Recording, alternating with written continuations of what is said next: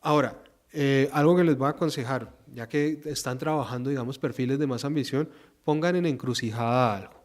Así que la premisa también ponga algo en encrucijada, no solamente voy a destacar a esta persona, sino es decir, ¿qué me cuenta esta persona sobre la condición humana o sobre la sociedad? Es decir, ¿qué puedo ver más allá? Más allá de decir que este señor es un inspirador y es un modelo para otros y es, digamos, la representación de alguien apasionado que se abre un campo en la ciencia. ¿Qué me puede decir del mundo científico? Por ejemplo, si la premisa fuese esa, ¿puede un amateur ser respetado en la comunidad científica? Fíjense que ahí ponemos en relieve un conflicto, ¿no? Y tocaría ver entonces también si esa premisa cuaja, por supuesto, si es subestimado, ¿no? O no es subestimado, y cómo él, digamos, reacciona ante sus críticos. Les cuento un perfil que ya tiene un tiempo. ¿Ustedes saben quién es Dago García? Sí, bueno, voy a intentarlo con otro que es más interesante que Dago García, pero probablemente no lo conozcan, y es que me acabo de acordar. Hay un señor que se llama Jairo Pinilla. ¿Alguna vez alguno de ustedes ha escuchado sobre él? Jairo Pinilla es un director de cine de ciencia ficción y de terror colombiano. Este señor hace unas películas, digamos, con unos medios bastante escasos, y películas, digamos, de estos géneros que deberían tener unos efectos visuales y tal, y el resultado siempre era muy precario. Eran unas películas muy precarias, pero logró tener algún éxito. Y logró, digamos, llenar algunos teatros y tal, pero resulta que la gracia de él, digamos, lo que convoca a mucha gente es que sus películas quieren dar miedo, pero, digamos, están hechas en unas condiciones tan precarias y tienen tantos errores que terminan dando risa. Entonces, fíjense que ahí está el exotismo. Uno lo podría agarrar con una premisa de, qué sé yo, el artista que hace películas de terror, y uno entonces lo pondera simplemente y dice que este tipo ha sido muy hábil y no sé qué, y pa.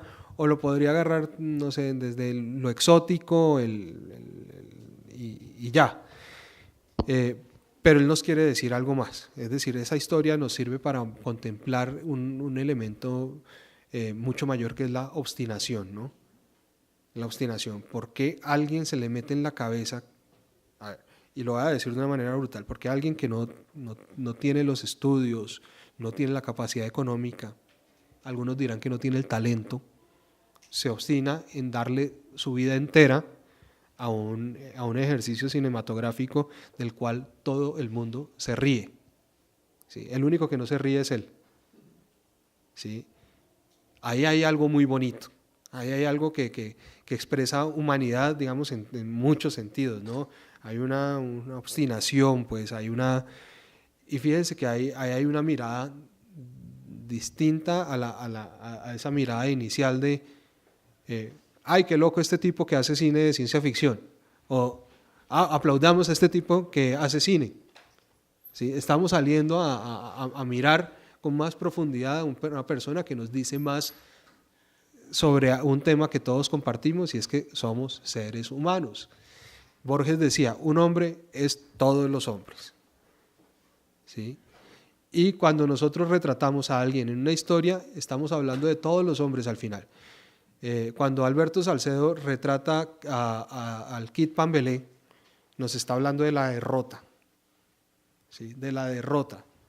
Y todos conocemos la derrota en mayor o en menor medida, pero todos la conocemos.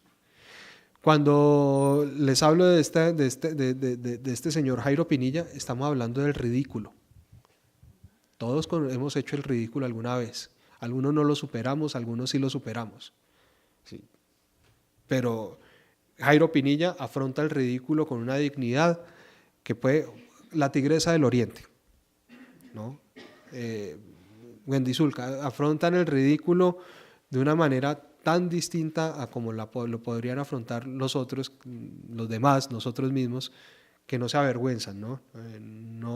No asumen lo que hacen de una manera vergonzante. Fíjense que nos están diciendo algo, por eso es que uno también siente el texto, por eso es que uno también siente emociones, porque hay una encrucijada, ¿no? Hay una, digamos, se están poniendo en conflicto, digamos, esa condición humana, y se está poniendo en relieve, y por eso es que uno también empatiza con el texto, o empatiza, y estoy diciendo no es que uno esté de acuerdo con los personajes que le propone el texto, que uno puede verlos y digamos estar en profundo desacuerdo, pero sí entiende la situación humana que está expresando esa historia, ¿no? Entre más afinen la mirada, entre más riesgo corran a la hora digamos de buscar ese punto de vista original, creo yo, con honestidad, que van a tener posibilidades de encontrar unos terrenos muchísimo más interesantes para contar el relato. Dicho eso, el texto de Sully es un texto muy, muy, muy, muy interesante también. Es un texto lleno de herramientas. Y me gusta mucho eso, me gusta mucho ver dos textos que están, digamos, avanzando muchísimo más rápido de lo propuesto, es decir, son textos con fuentes, son textos con escenas, de nuevo la escena como el recurso para ver una historia, son textos con información, con cuidado, o por lo menos con una búsqueda documental que respalde la afirmación. Ahí hay, digamos, ahí hay un ejercicio, pues, de nuevo, lo repito, muchísimo más ambicioso y que llega a puerto con éxito. Eso me gusta mucho. ¿Quién más quiere leer? Dime. Perdóname, con respecto al texto de Zulay, dos observaciones. Sí. Uh-huh. La primera es que en alguna de las sesiones Julián dijo que escribir es esencialmente editar. Uh-huh. Y creo que debíamos tomar nota de eso. El texto de Zulay debería comenzar con esa noche en Villa de Leyva y no con esos 4 párrafos primeros que son como de tono de solapa del libro, cosas así. Sí, tienes toda la razón, sí. Uh-huh. Sí. Y hay un destello cuando ya se logra desprender de esa letargo, uh-huh, que es cuando la mamá le regala el libro que le mandó el tío, uh-huh, y aparece la figura de Enrique Londoño Uribe. Enrique Londoño Uribe es uno de los pocos científicos del siglo XX en Colombia. Uh-huh. Es una figura muy importante como para dejarla, uh-huh, a la tangente, tanto que ella la retoma después cuando va al Nevado del Ruiz. Uh-huh. Y entonces, al Puracé, perdón. Entonces, sí me parece que desperdicia algunas cosas por uno a veces tiene que ser carnicero de su texto y quitarle cosas. Eso es verdad, uno tiene que poner lo que Hemingway decía, el cheat detector a prueba de golpes, ¿no?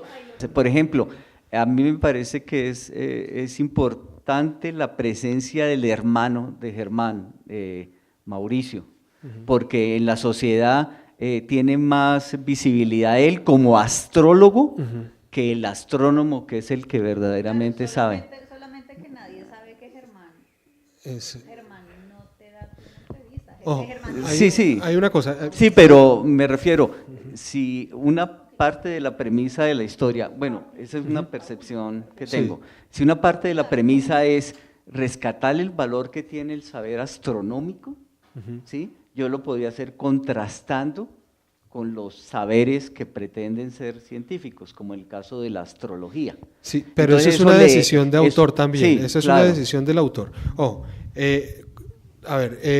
Cuando Hemingway dice hay que aprender el shit detector, hay que aprender a editarse, ¿no? Y a sacrificar también ciertas cosas. Claro, él lo dice de una forma muy, muy brusca, pero es eso, es decir, qué le conviene y qué no le conviene a un texto, ¿servirá hablar de Mauricio Puerta o no servirá hablar de Mauricio Puerta?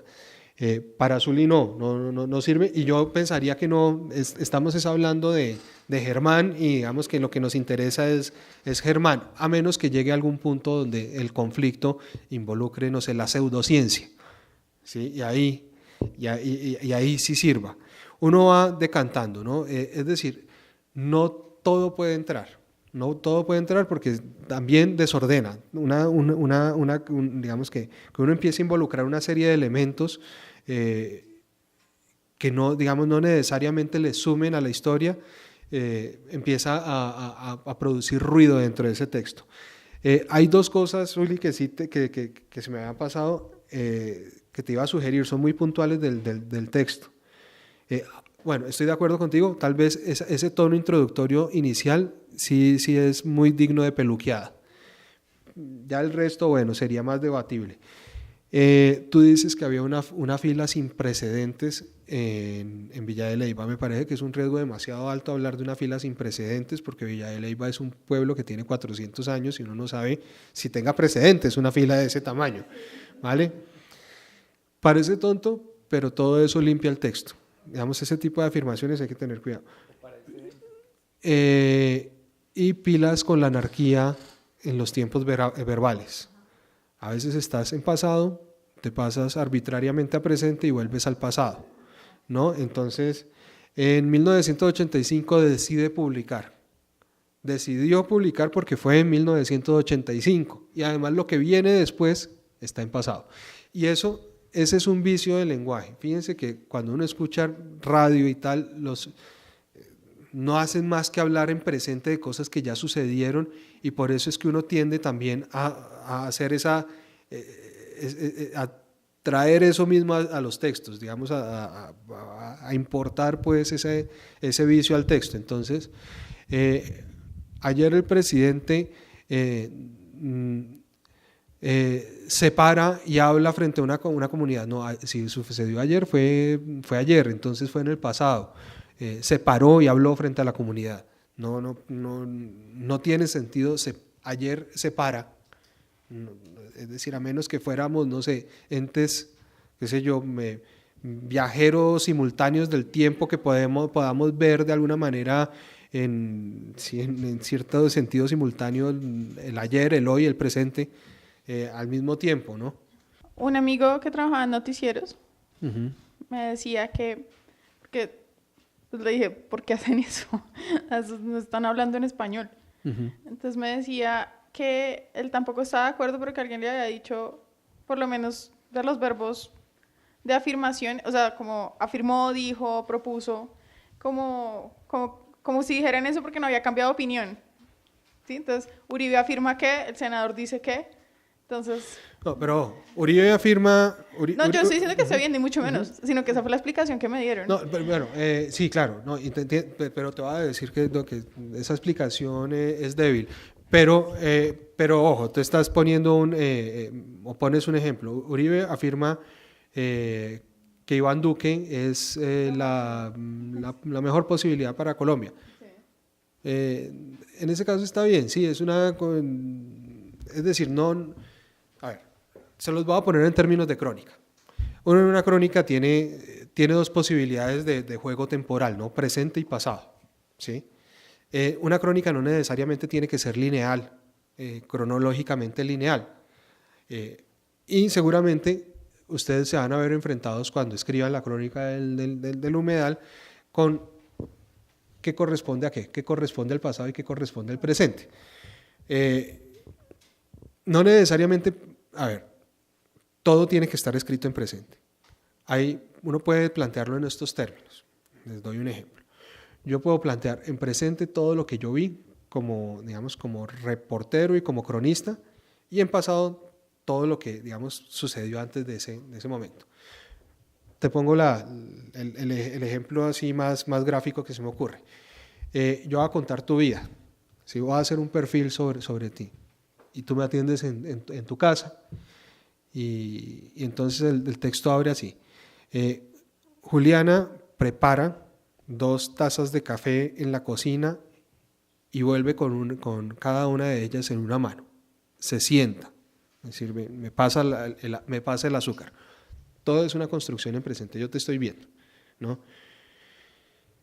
Resopla y recuerda su niñez. Pasado.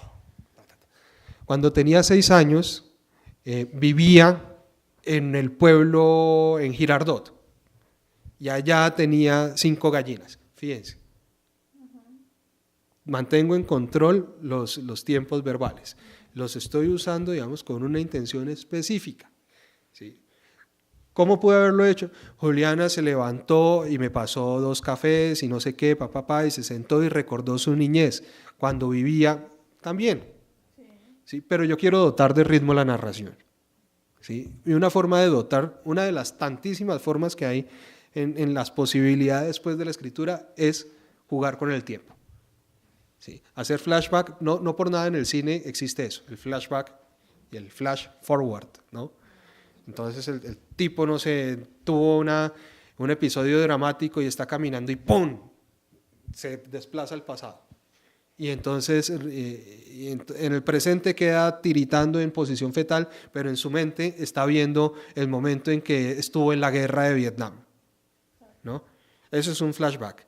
Uno hace lo mismo en la literatura, pero jugando con los tiempos verbales. ¿Ven? Ahí está el asunto.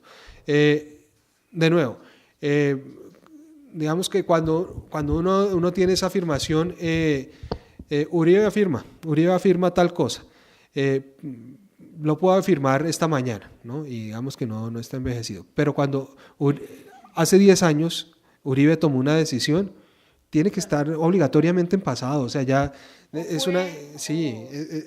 un abuso ya del lenguaje ponerle un presente forzado. Hace 10 años Uribe decide cambiar la Constitución, ¿no? Decidió, porque no lo está decidiendo en este momento. Probablemente por coyuntura sí esté afirmando constantemente que siga de acuerdo consigo mismo. Ajá. Sí, porque es un evento coyuntural y tal, pero ya cuando tenemos unas referencias temporales tan lejanas o incluso más precisas, así no sean demasiado lejanas, la semana pasada este man dijo, sí, ya dijo, y dijo en el consejo, y es una cosa puntual, ¿sí? Lo otro puede ser una posición ideológica que tal vez sea más constante en el tiempo, ¿no? Podríamos, digamos, aceptarle por ahí entonces esa explicación, pero esa explicación solamente funcionaría en ese caso puntual. De resto, es un vicio del lenguaje horroroso que cometen de una manera casi que impune. Bueno, no sé si... Impune. Ajá. Ajá.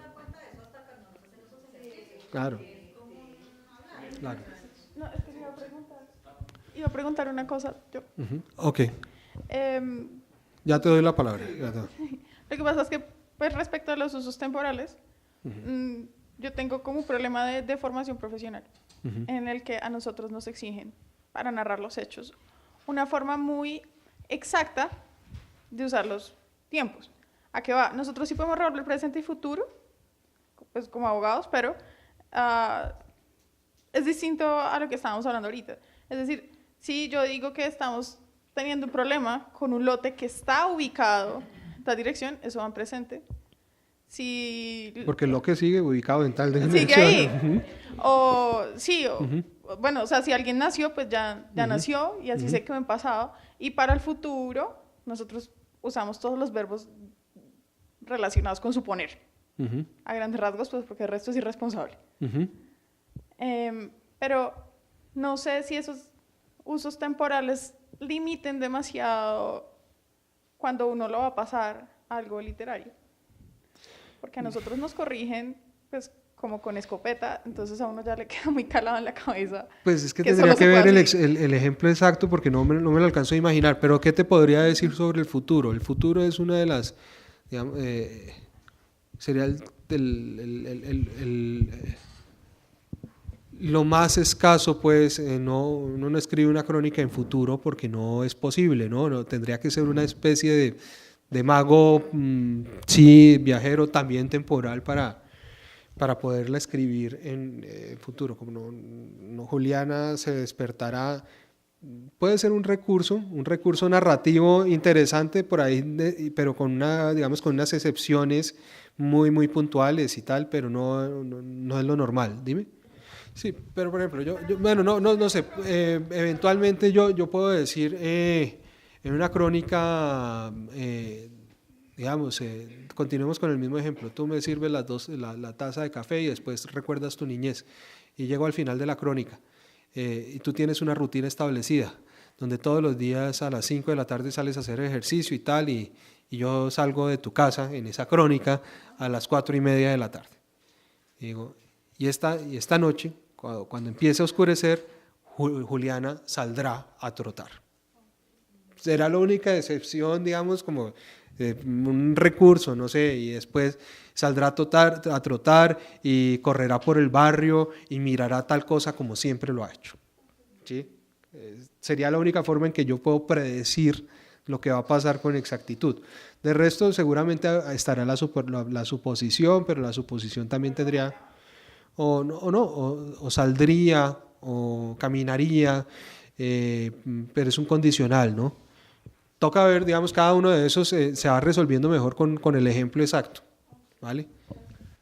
Bueno, me quiero felicitar a los dos astrónomos que me parece que hicieron unos textos muy lindos, me hicieron sentir mucho más cerca de las estrellas que los 2.600 metros en que estamos. Ajá. Pero quiero hacer dos cosas muy puntuales para Zuli. De pronto soy a veces quisquilloso, ¿no? Entonces me parece que en una parte donde, bueno, primero hay unas preguntas que se resuelven ya con la propia información que nos das de que este es un fragmento, porque uno queda muy inquieto con el niño flaco y todo esto, pues ya ella misma nos dijo. Pero creo que donde dice que en una mano tal cosa y en otra tal otra, ¿no? Tal, en otra mano. Entonces, si uno no dice la otra mano, da la impresión de que tiene 3, 4, 5 más manos, me parece. En una mano, ¿no? tal cosa y en la otra. En la otra, por eso, pero le faltó la otra. Dice, en una mano tal cosa y en otra mano. Sí, me parece que ahí falta el artículo, la otra mano. Y también, cuando nos habla del periodo orbital del Halley, bueno, que describe que es periodo orbital y que eso está bien. Dice, equivalente a 76 años. Yo creo que sobra equivalente. Porque si nos dijera periodo orbital de 3 parsecs equivalente a 76 años, sí. Pero si me dice que simplemente el periodo orbital del Halley es 76 años, sobra equivalente, porque cuando dices equivalente estás haciendo una comparación. Sí, me parece. Es decir, mira a ver eso si de pronto ya es gadejo mío o puede haber algo de razón en esos dos puntitos tan precisos. Gracias. Bueno, perfecto. Vamos a meterle un poquito más de ritmo, o si no alcanzamos a abordar por lo menos a terminar los temas que teníamos propuestos. ¿Ustedes alcanzaron a escribir? Sí, pues yo la traje la vez pasada, pero ahí se me quedó. Ok. ¿Tú alcanzaste a escribir? ¿Tú alcanzaste también a escribir? Bueno, entonces le damos esos textos corticos, vamos a hacer unas intervenciones muy precisas y continuamos con donde habíamos dejado el asunto. Después de estas lumbreras, pues mi humilde testigo, ¿qué más? Volvamos a lo sencillo. Bueno, el título es, y que es la premisa, Freddy el anegado. Es toda una tragedia el invitar a Freddy a compartir. Si es almorzar, se le dice la hora, que puede ser a la 1 p.m. Él llega a las 3 p.m. Timbra y se esconde. De nuevo timbra. Luego asegura que no se le quería abrir. Ya a la entrada dice, ya voy, mientras amarra la bicicleta y tarda un largo rato. La asegura bien por si alguien de la familia se la quisiera robar. Entra, claro, se le informa que a las 3 de la tarde todos ya almorzamos, pues la invitación era a la 1 p.m. Él dice no tener hambre, luego pide su almuerzo. Mi hermana le sirve y él saca del bolso un gigante recipiente, lo deposita allí. Seguidamente se sienta en el comedor bravo. ¿Para qué me invitan si no hay nada que comer? Lucía le sirve de nuevo. Él comenta lo mal preparado de los alimentos. le falta ajo, no tiene color. ¿Quién dijo que yo comía arroz?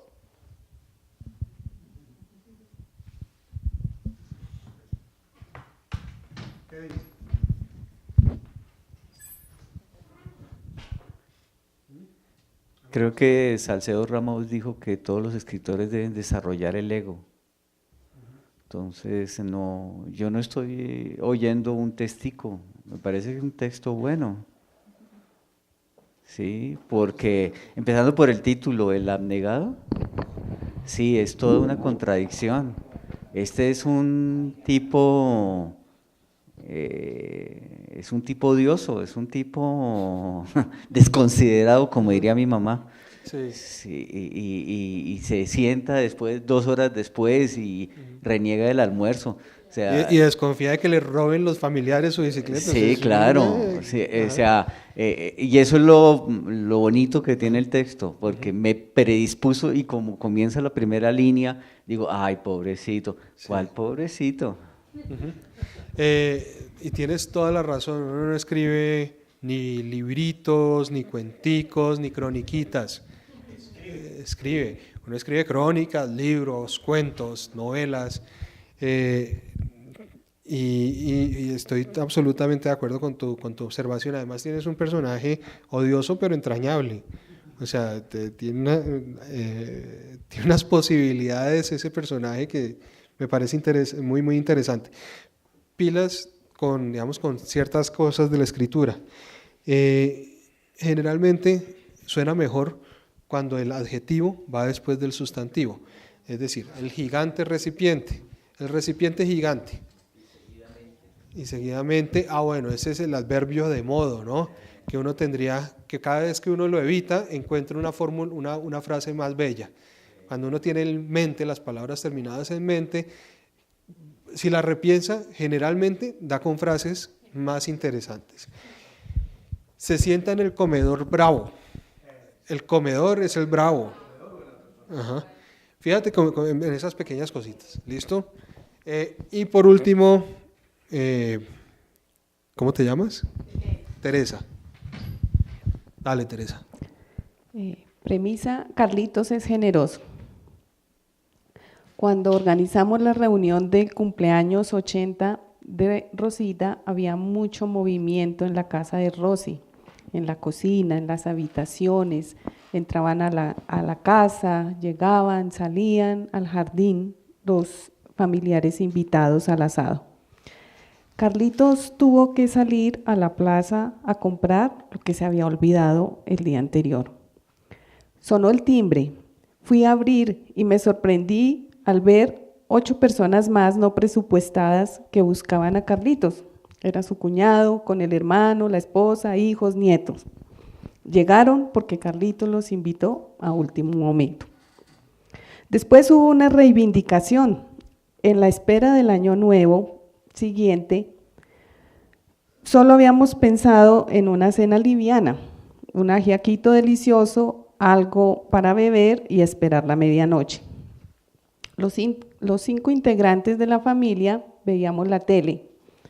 Sobre las 6 de la tarde, llegó Carlitos a avisarnos que fuéramos donde el vecino a pasar el rato allá, pues de manera improvisada había él organizado fogón en la calle, conseguido olla, recibió ingredientes donados por todos y así nos encontramos a medianoche en la calle bailando y recibiendo el nuevo año.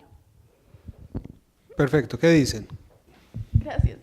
Es personal, o sea, la percibo personal, pero también como una situación cotidiana, o sea, con la que muchos nos podríamos identificar porque lo describe de una forma, digamos, básica, o sea, sin tanto adorno, pero es exacta, es precisa, o sea, uno se puede poner ahí con la música de novenas, con las tías, no se siente ahí. Sí, es como un ambiente muy íntimo, ¿no? Muy de familia, muy... O sea, no cayó en una descripción excesiva, pero me parece que lo que dijo fue suficiente para que no pudiera pararse ahí. Ok. ¿Quién más? Dime. Creo una buena escena. Sí. Sí, yo creo que ahí digamos, donde atinas más es en la recreación de la escena, ¿no? Que además que uno la siente muy cercana. Y ese es un acierto del texto. Me parece que le puedes apostar más a simplemente él es generoso. Podría, digamos, ya que digamos, la lograste, ahora intentar ir un paso más allá y proponer una premisa de estas que ofrecen también un conflicto, ¿no? Para no solamente, digamos, la generosidad que es tan blanca, digamos, todos coincidimos en que la generosidad es un valor, poner también digamos, qué implica ser generoso, ¿vale? En el caso exacto de él. Listo, vamos a hablar rápidamente de la idea, el tema y la premisa y vamos a intentar enlazarlo con lo que sigue. Según Lagos Egri, creo que ya se los había citado, ¿no? Es un dramaturgo y él escribió hace un tiempo un libro que se llama The Art of Dramatic Writing, en el que más o menos expone cómo se debe escribir una obra de dramaturgia, pues para el teatro o también para el cine. Sin embargo, los elementos que Lagos expone ahí le caen, pues, o se le pueden aplicar casi que a cualquier texto narrativo, es decir, a un cuento, a una novela, incluso a una crónica. Me parece que lo que él ofrece es una manera ordenada de pensar un texto, es una manera ordenada que les quiero proponer. De nuevo, no hay fórmulas ni hay absolutos en esto, habrá gente que no le sirva y habrá gente que sí. En líneas generales a mí me ha servido pues para saber qué es lo que quiero contar, que ese siempre va a ser un problema, ¿no? Uno a veces se enfrenta a la historia, qué sé yo, por ejemplo, les pongo un ejemplo, hace un par de semanas fui a Casanare detrás de una historia que me tiene muy, muy interesado. Estoy allá en un acto y hasta ahora estoy empezando a establecer, digamos, esa premisa, ese eje narrativo que va a cruzar toda esa historia. Sí, no sé, es una historia sobre los cantos del llano, pero no puede ser una premisa muy floja o muy blanda o muy, qué sé yo, muy condescendiente con la historia, porque seguramente si la pongo en esos términos no va a ser una buena crónica. ¿Sí? Si pongo en términos de oh, qué lindo los cantos de Trabajo del Llano, va a ser una tontería. ¿Sí? Tengo que poner también un conflicto, y ese conflicto va a ser el que me da, digamos, la emoción en la crónica. Él dice que hay tres momentos en la creación. Uno. El tema de la premisa, y esto es más como pregunta al escritor, ¿no? Al cronista. Y es, cuando tú vas a perseguir la historia, sí, ¿tú ya tienes la premisa en la cabeza? O porque con lo que acabaste de decir, dije, no la tiene tan clara que cómo hace uno para saber con la crónica qué, o cuál es como tu método de trabajo para buscar esas historias. No, la premisa es lo último que llega, es decir, la premisa es lo que aparece cuando yo ya tengo un entendimiento total de la historia y tengo toda la información disponible y estoy rumiándola. Es decir, cuando ya fui hasta Casanare, ya hablé con los vaqueros, hablé con investigadores sociales, vi una cantidad de documentales y estoy empezando a pensar, ¿qué es esto? Es decir, ¿cuál es la historia que me voy a contar primero a mí y después que le voy a contar a los demás? ¿Sí? ¿Qué hay acá? ¿Qué es lo que me dice esta realidad? Ahí es donde se empieza a producir la premisa, que es el último paso. Uno para llegar a la premisa primero pasa por la idea, después por el tema. Esto les va a parecer una obviedad, pero uno termina escribiendo de aquellas cosas que le atraen de alguna manera, ¿no? Que le producen una curiosidad.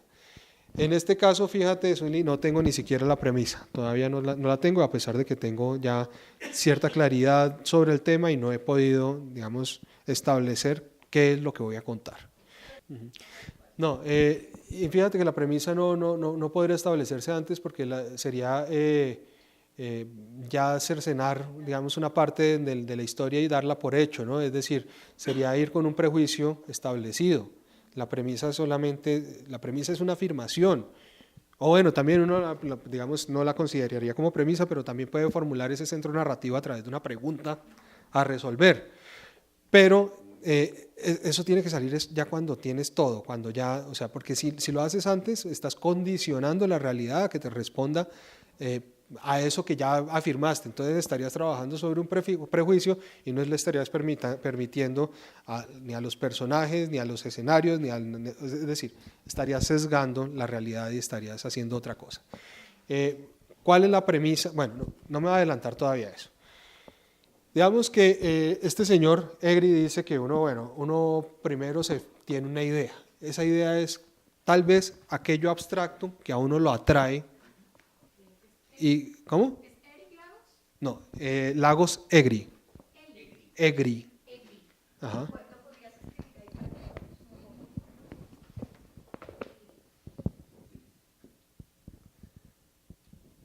Egri, no sé si está bien escrito. Pero si lo ponen en Google seguramente lo corrija. Él es un polaco. Bueno, la idea es aquello abstracto, una representación mental, no siempre un valor, porque no es necesario que el concepto conlleve un juicio, que dinamiza la historia que vamos a narrar, aquello que la hace trascendente, que la literaturiza, que determina los pasos de la trama, que sublimiza y da sentido al texto narrativo. La idea es abstracta y facilita la interpretación del sentido de lo que quiero decir con lo narrado. Es tan importante la idea en el universo narrativo que delimita la historia, canaliza la acción y determina la caracterización de los personajes. Todo este carreto la idea es algo que me atrae. Algo que me atrae y es algo grande. Y es algo inasible. A ver. Alberto Salcedo tiene una fascinación por los perdedores. A él le gusta la idea de perder. ¿Sí? Y si ustedes se dan cuenta, muchas de sus crónicas tienen esa figura del perdedor, ¿no? El bufón de los velorios, el Kid Pambelé, una cantidad de boxeadores. Otra persona puede decir, a mí me atrae la soledad.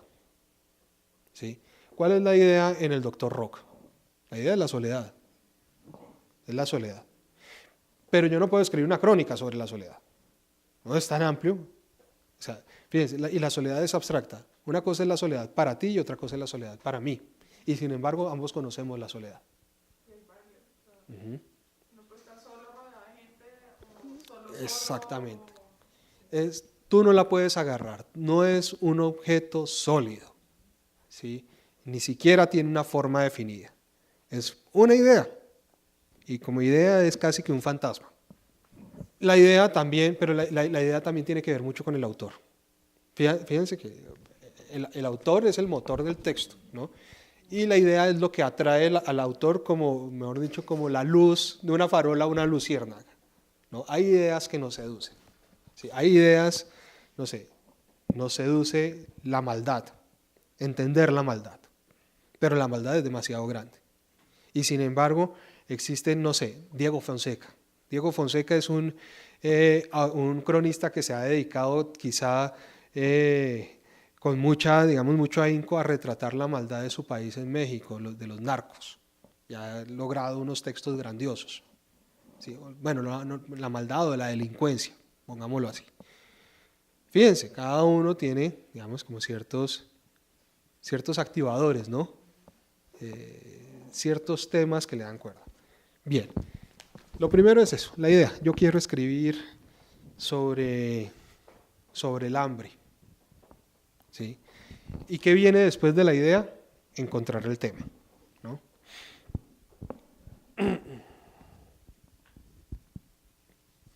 A esa idea, una vez aclarada y establecida, si el autor escoge esa ruta, porque uno puede escoger tantas otras más, el narrador le busca un tema. Si no ha nacido con la idea, para elegir unos personajes, unas circunstancias especiales, ojo, esto lo dice Egri, claro, desde la ficción, pero lo vamos a pasar a la no ficción, temporales e históricas. Si al contrario se escribe sobre la idea en abstracto, sin un desarrollo temático, sin circunstancias y consecuencias narrativas, estaremos frente a un ensayo. Fíjense que tiene todo el sentido, ¿no? Si uno habla sobre la soledad sin una trama, pues escribiría, la única posibilidad es escribir un ensayo. O incluso de pronto un poema, ¿no?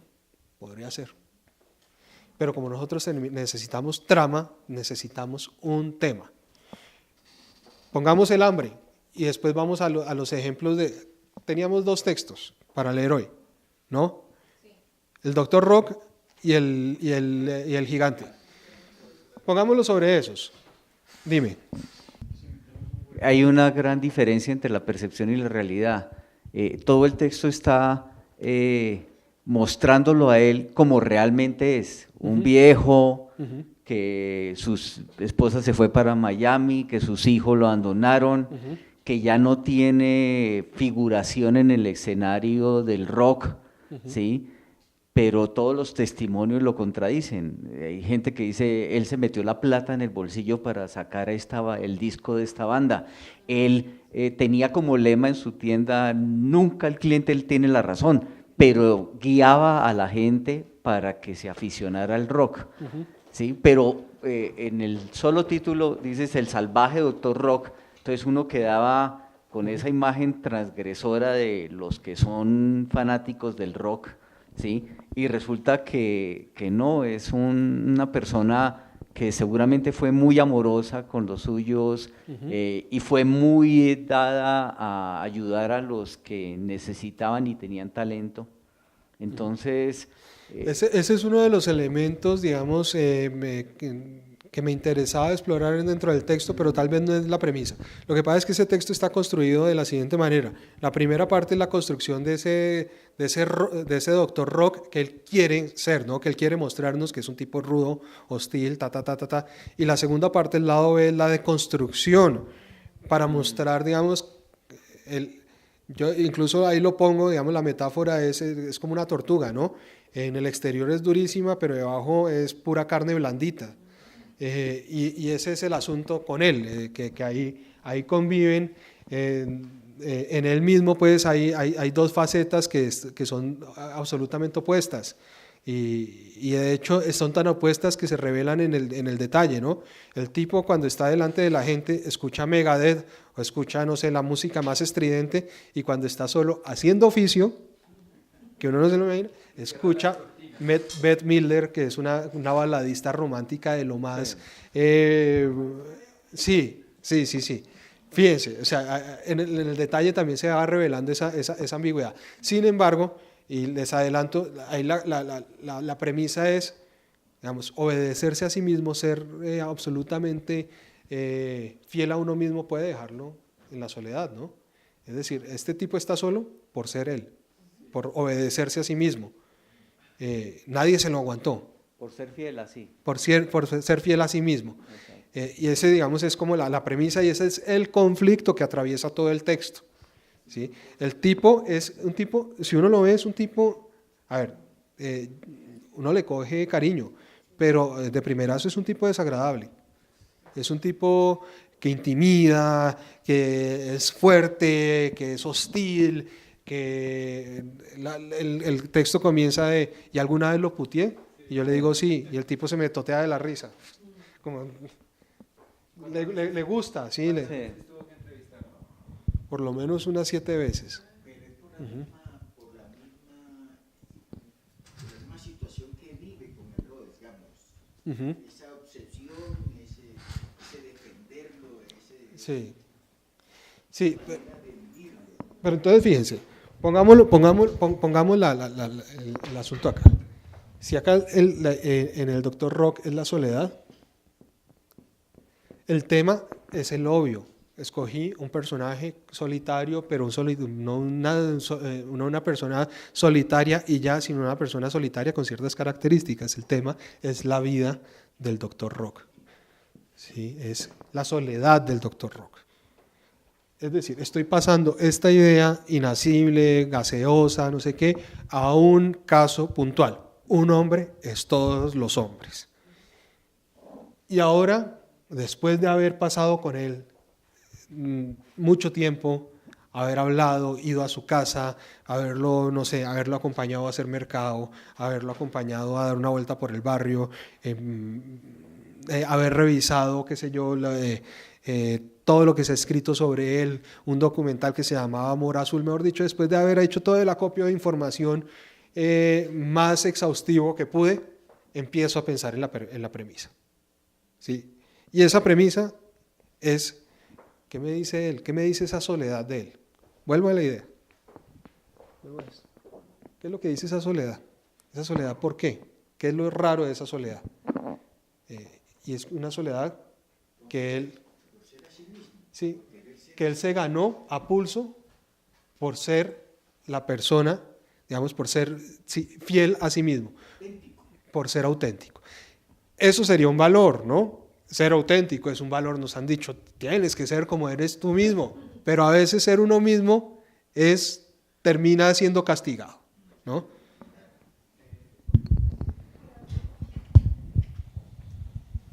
Cuando revisé esa y pues traté de hacer como el ejercicio con una jefe que yo tenía, pero el problema es que no logré encajarlo en enfocarme en algo, ¿sí?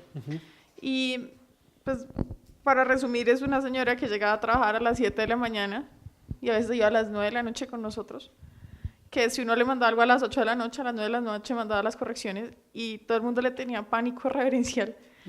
Pero los que nos quedábamos hasta tarde nos dábamos cuenta que ella era muchísimo más blandita de lo que parecía. Una vez un niño de archivo, y pues a eso iba la anécdota. La mamá se puso grave en la casa y la jefe de nosotros estaba en reunión y él dijo, por favor, pregúntame si me puedo ir a la casa. O sea, no tengo un documento o algo, pero mi mamá está grave. Y ella mandó a decir que sí. Pero le tenía tanto miedo que se quedó afuera esperándola y esta mujer montó en cólera y le dijo, usted qué hace ahí parado, no es que su familia lo necesita, no lo quiero ver, quítese de acá y mañana no venga porque usted mañana no va a dormir y quién sabe qué les haga falta. Y esa fue su forma, pues, como de darle el permiso. Ya él volvió la semana. Fíjate que ahí hay una cosa que uno podría poner de nuevo en esa encrucijada. Es tan rígida y tan dura que incluso su amor es rígido y duro, es decir, su consideración es autoritaria, ¿no? Es, sí. el amor de un nazi, no sé. Sí, ¿sí más o menos. Cuando él volvió, pues ya pasados 2 días que la situación se había estabilizado, ¿qué hubo? ¿Cómo sigue su mamá? No necesita nada, mijo, porque no baja al primer piso, pero baje y pregunte, baje. Y claro, él tenía todo el trabajo como represado. A ver, que hay un rasgo de personalidad único, que es interesante y tal, ahí podrías haber afincado pues esa premisa. Pero bueno, listo, esa es la premisa. Pensémoslo con el gigante que rozó el cielo. ¿Cuál podría ser la idea ahí? La idea puede ser también perder, ¿no? La fama, la derrota, tenerlo todo y después no tener nada. ¿No sería más bien Julián apuntándole a la inconsciencia? ¿Y por qué? Porque en toda la descripción de Leila está él mostrando su irresponsabilidad y su inconsciencia. Permanentemente sabe que no debe comer harinas y sigue comiendo, sigue atiborrándose de hamburguesas, o sea, es un ser ya como tan lastimado, como que trató de alcanzar el cielo y no lo alcanzó, pero víctima de sus propios errores, porque en Estados Unidos ganó muchísima plata, pero toda la desperdició. Entonces es como toda esa inconsciencia o esa sensación, o cuando se lee la biografía, el perfil de este señor, es de, oiga, este tipo pudo ser y no fue. Yo creo que esa es, no tanto la inconsciencia, lo que pudo ser y no fue. ¿Sí? Puede ser. Recuerda que había un texto, en Soho de un pesista, creo que era colombiano, que perdió las eliminatorias porque se comió un pollo la noche anterior. Un texto en Soho donde dice que el campeón que perdió por comerse un pollo, cosa así. Pero fíjate, incluso en el inicio de la crónica, la crónica tiene una entrada absolutamente inusual que es un no. Esa es la entrada, esa es toda la entrada, es un no, es una negación. Lo que no pudo ser, puede ser. No. Y abajo dice, esta no es una tierra extraordinaria. Y nos cuenta, esto es un peladero, esto es una cosa fea, no hay vegetación, no hay nada, ¿no? Queda en la pampa y es horrendo. Y dentro de todas las cosas ordinarias que hay solamente una que sí es extraordinaria, y es que es la tierra del gigante. Bien, ahí estamos hablando también un poco eso nos recuerda como esos espectáculos de circenses del freak show del fenómeno, ¿no? El gigante es un fenómeno de la naturaleza, ¿no? Y por ser, digamos, claro, lo estoy diciendo de una manera brutal y fea, pero no quiere decir que, o sea, la intención es simplemente ponerlo en primer plano para que se entienda. Ajá. La idea puede ser también lo extraordinario,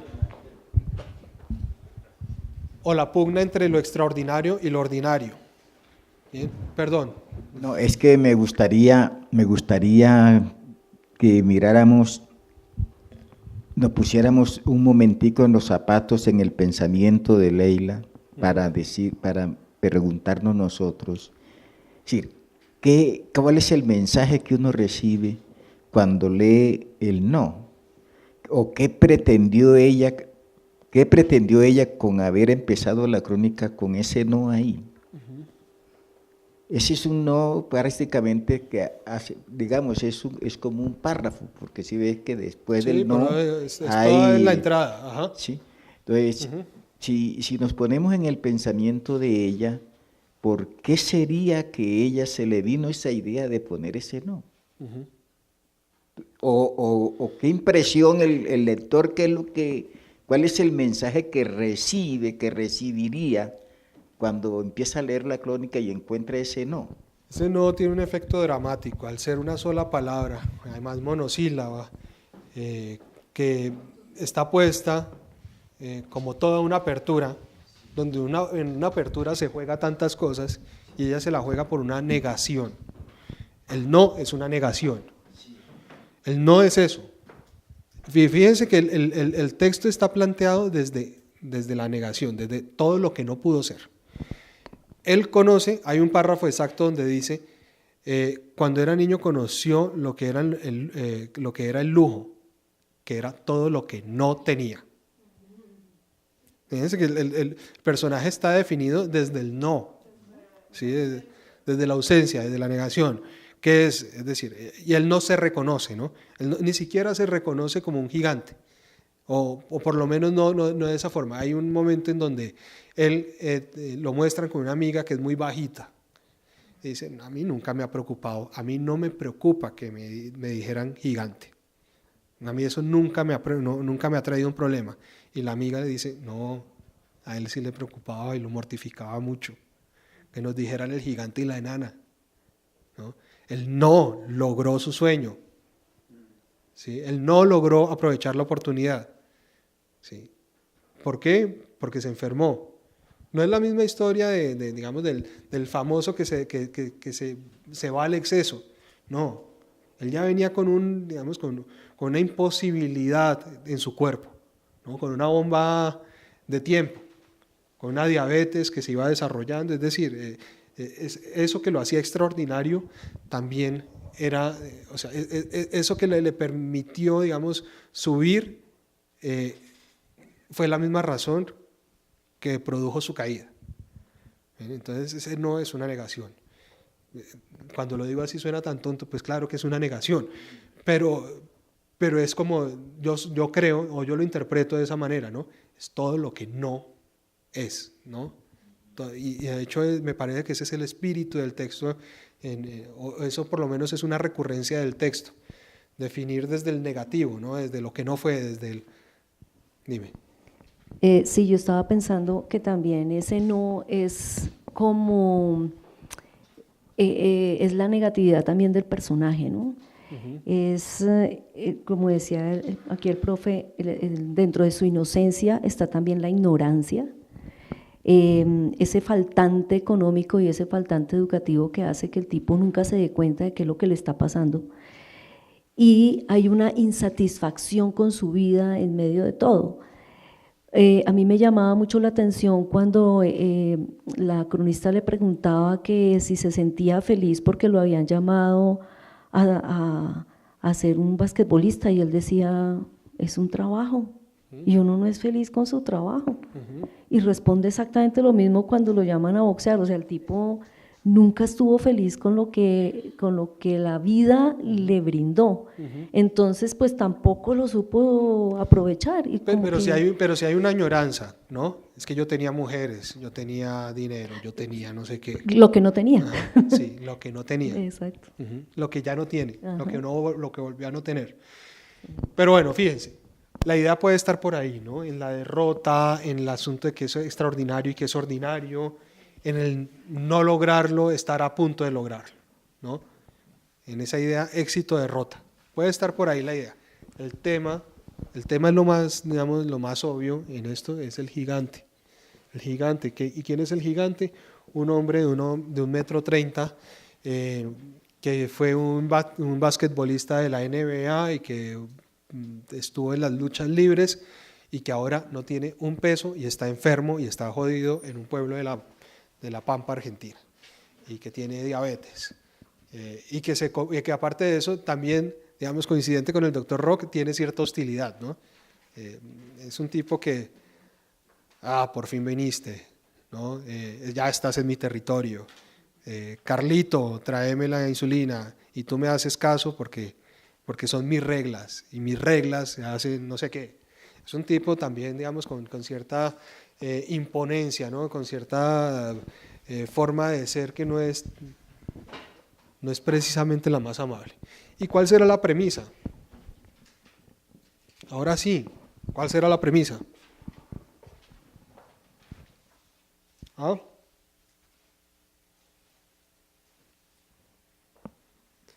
¿Podría uno ponerlo como la vida ordinaria y triste de una criatura extraordinaria?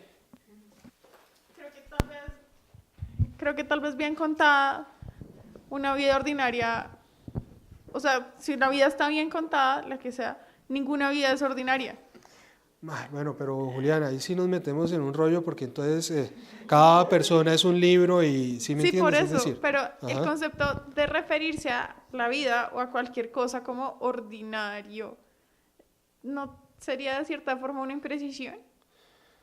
Sí, pues es impreciso porque si uno ve de cerca nada, de nuevo la frase de Caetano Veloso, de cerca nadie es normal, ¿sí?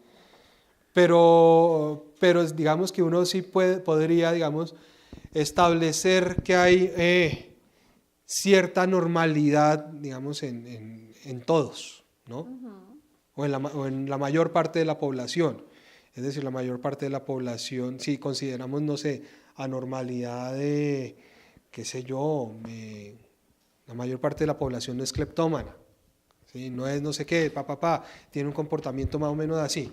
Claro, es arbitrario y es, digamos, si uno lo mira con lupa, pues deja de existir esa normalidad, porque es decir, no somos clones unos de otros, ¿sí? Y cada uno tiene, digamos, sus propias rarezas. Pero con funciones prácticas, digamos, con propósitos prácticos, uno sí podría hablar de una vida ordinaria en alguien extraordinario, ¿no? Una vida ordinaria me refiero a que a él... ¿No le correspondería? Sí, a esa persona que estuvo en la NBA, que tuvo todo, que tuvo no sé qué, hoy le toca, qué sé yo, hacer fila en una EPS y le toca, qué sé yo, hacer mercado en D1 y hacer, no sé, subirse un Transmilenio. Eso es normal, digamos, eso es normal, ¿sí me entiendes? Eso está dentro de una cotidianidad más o menos estandarizada, ¿sí? Una cotidianidad que ya no vive Shakira, ¿sí? Sí. Y si a Shakira le tocara volver a hacer todo eso, pues estaríamos hablando de la vida ordinaria de Shakira, ¿sí? Que sería muy llamativa, ¿sí?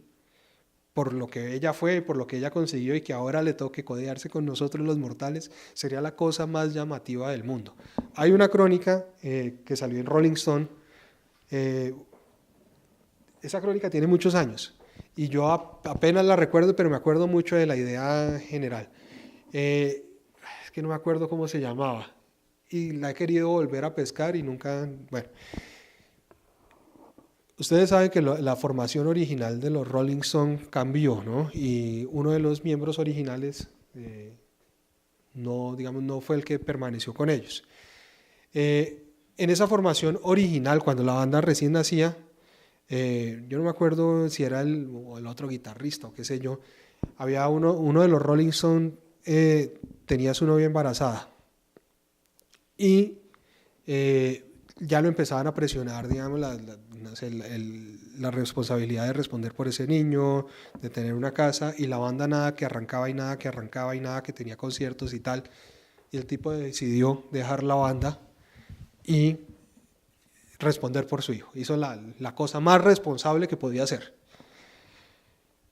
6 meses después, los Rolling Stones, Nueva York, qué sé yo, Londres, bueno, lo que fuera, ¿no? El éxito mundial.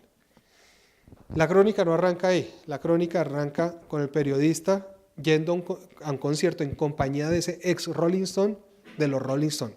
¿Me explico? Es decir, los dos van a ver lo que pudo haber sido su vida, ¿no? Esa, digamos, esa posibilidad de que él hubiese tenido una vida extraordinaria es el conflicto de la historia, ¿no? Ahí es donde está toda la potencia, ahí está digamos, la mirada del autor. Ahí hay un tipo que pudo ser y no fue. ¿Y qué le pasó? ¿Eso cómo afecta a su vida hoy? Claro, ahí debe haber un arrepentimiento profundísimo, ¿no? Como así él diga, no, yo no me arrepiento, las cosas pasan por algo, pero en el fondo ahí... Que no tiene opción. Claro, ya que... Fíjense, ahí está la premisa. Acá la premisa podría ser, sí, esa, no sé, ¿qué pasa con una criatura extraordinaria, ¿no? Una criatura casi que, porque las dimensiones en que lo pinta Leila es el gigante, ¿no? Es lo más llamativo de toda una región. Y lo más llamativo de toda una región es un hombre que realmente está enfermo y que, digamos, está cascadísimo por la vida y tal. Ahí está la mirada, ¿no? En la debilidad, pues, de ese titán, ¿no? Ahí está, esa es la premisa. Esa es la premisa y desde ahí orbita todo el texto. Fíjense que todo el texto está mirando eso. Ese es el asunto, ese es el asunto. Lo mismo que cuando hablábamos de semblanza, diatriba y elogio, uno tiene que tener una mirada, uno tiene que tener una postura, una columna vertebral, o no tiene que tener, perdónenme por usar el tiene, no se tiene, no, ni mucho menos, es aconsejable establecer una columna vertebral. Esa columna vertebral les va a dar a ustedes una posibilidad, digamos, organizativa superior, o por lo menos eso es lo que yo pienso, porque esa columna vertebral, y lo dice Leila Berriero, es como si estuviese imantada, atrae lo que le sirve al texto y repele lo que no. Cuando uno tiene una investigación, no sé, en donde ha hecho, por ejemplo, el doctor Rock, 7 entrevistas con el mismo tipo y cada entrevista es de 2 o 3 horas, luego tiene más o menos unas 20 horas de audio, más todas las entrevistas que hizo con las personas que están alrededor de él, más toda la información documental que recogió. Estamos hablando de una cantidad de material enorme. Y estamos hablando de una cantidad de material enorme que tiene el potencial de seducirlo a uno y digamos, de hacerlo, poner el ojo en cosas y que no necesariamente le aportan a la historia. No sé, anécdotas divertidas. Ay, no, yo quiero que vaya esa anécdota. Pero si uno tiene puesta la premisa, digamos, esa premisa muy, digamos, muy establecida, la premisa misma le va a rechazar esa anécdota que no aporta nada, por más graciosa y divertida que a mí me parezca. Y va a aceptar lo que sí funciona para el texto. ¿De acuerdo? Bien. Se nos quedó corto el tiempo. A ver, Julián, la premisa debe ser tú dices que debe ser como la columna, la que atrae, la que trae. Uh-huh. Sí, digamos, uno tiene la idea, uno tiene el tema, es decir, uno tiene como muchas cosas ahí tiradas, ¿no? Uh-huh. Organizadas, etcétera, y ahí están. Es decir, todo ese material, toda esa investigación, toda esa cosas que se hará, toda esa caja de herramientas que está ahí, la premisa es la que nos va a permitir hilvanar o como organizar o como ir, cojo esto primero, después esto. Es la trama, es el hilo conductor. Ajá. Es el hilo conductor. Sí. Sí, es la que lo va dando el ritmo, va dando. Sí. ¿Sí? Toda la escritura prácticamente gira en torno a la premisa, ¿no? Sí.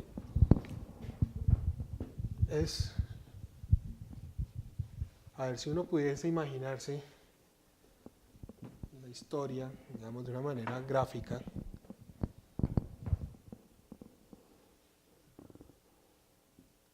Digamos que esta es mi historia, ¿no? Tengo a un personaje, a un grupo de personajes que me cuentan algo desde acá y que va hasta acá, y esta es la reunión de todos los hechos, ¿no? Sin embargo, a mí me interesa esto que me contaron, sobre todo esto, ¿sí? Un aspecto de toda esa biografía o de toda esa situación. Ahí está mi historia, ¿sí? Y sobre esto seguramente estaré afincando la premisa, y esto me va a abrir una historia. Digamos, si esta recopilación de información era horizontal, acá voy a tener una ruptura y va a ser vertical. Y solamente me va a ocupar de esto. ¿Sí? No me va a interesar tanto si el tipo creció en un barrio humilde o no. Probablemente, a menos que influya en esto.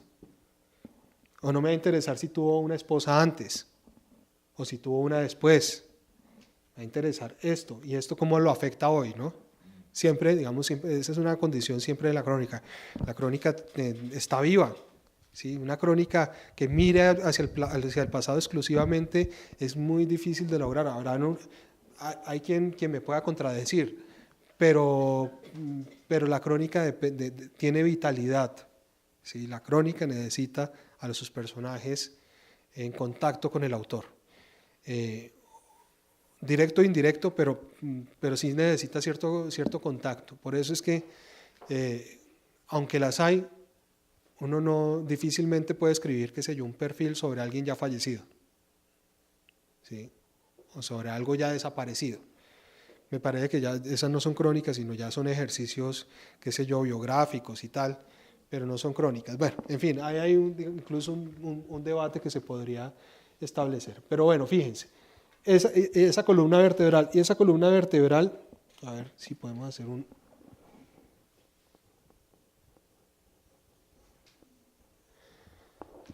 y esa columna vertebral estará alimentada de unos hechos, de unas escenas, de unos personajes,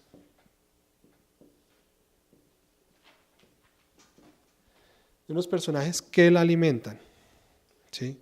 Si yo estoy escribiendo, qué sé yo, sobre el Dr. Rock y digamos esa rebeldía, no voy a llamar a su vecino para entrevistarlo. No me interesa lo que tenga que decir el vecino, a menos que esa rebeldía haya implicado algún momento en donde el doctor, qué sé yo, empezó a grafitear el edificio, cosa que no sucedió. Ahí sí valdría la pena, vamos a ver qué opinan los vecinos, pero mientras tanto no. O qué escenas, ¿no? Si estoy intentando, digamos, establecer un relato sobre esto, pues una escena, no sé, a menos que me diera para demostrar algo, una escena de él yendo al banco a pagar, qué sé yo, la administración no me serviría para nada, ¿no? A menos que yo a través de esa escena quisiera decir, bueno, a un rebelde le toca, qué sé yo, pagar la administración y hacer caso. Pero fíjense, ahí uno va escogiendo y va decantando. Las anécdotas que él me contaba, qué sé yo, de cuando estaba en el colegio no me sirvieron para nada, me sirvieron para entenderlo, que eso es otra cosa, ¿no? Uno de todo esto que recopila, digamos, si todo eso es el 100% y esa es la teoría del iceberg de Hemingway, solamente publica o termina siendo de parte de la historia el 5%, ¿no? Y por eso es que funciona como un iceberg. Pero ese 95% que no publicó, que no terminó en el texto, es lo que le permite la flotabilidad a ese 5%. Es lo que le permite a uno entender la historia para después contarla. No es que sobre, no es que se pierda, es que es parte de la explicación que se hace uno mismo, ¿no? Bueno, queridos, lo dejamos ahí. Íbamos a hablar de reportería y les iba a dejar una tarea, pero no tiene sentido que la deje sin explicación, sin una explicación previa. Entonces vamos a cambiar un poquito el orden que tenía establecido para la siguiente sesión y vamos a hablar de lugares, porque son importantes los escenarios, y en la siguiente hacemos el vínculo para hablar de reportería. No les voy a dejar el ejercicio porque pues tampoco, digamos, he explicado que para qué sirve entender un lugar, para qué sirve describir un lugar, qué es una atmósfera y tal. Simplemente les anuncio, digamos, que al hablar de lugares sí podemos trabajarlo en clase, que al hablar de reportería no podemos, porque ustedes tendrían que salir a hacer reportería y pues sería... Cuando hablo de reportería, no hablo de reportería desde el lado periodístico, ¿no? Ustedes, como escritores de no ficción, seguramente van a tener que lidiar con otros seres humanos a los que van a tener que tratar de entender y preguntarles cosas. Esa sesión va a tratar de cómo uno establece un vínculo con alguien durante tanto tiempo, cómo establece digamos, ese vínculo de confianza, cómo llega a conocerlo, qué hacer, es decir, algunas estrategias en ese orden. Pero bueno, como les digo, vamos a saltarnos una sesión para que, digamos, la cosa encaje de mejor manera y podamos trabajar la siguiente con un ejercicio acá en clase. Les voy a pedir que lean 2 textos. ¿Será que si les pido 3 estoy abusando? ¿No? Bueno, les voy a pedir que lean un cuento.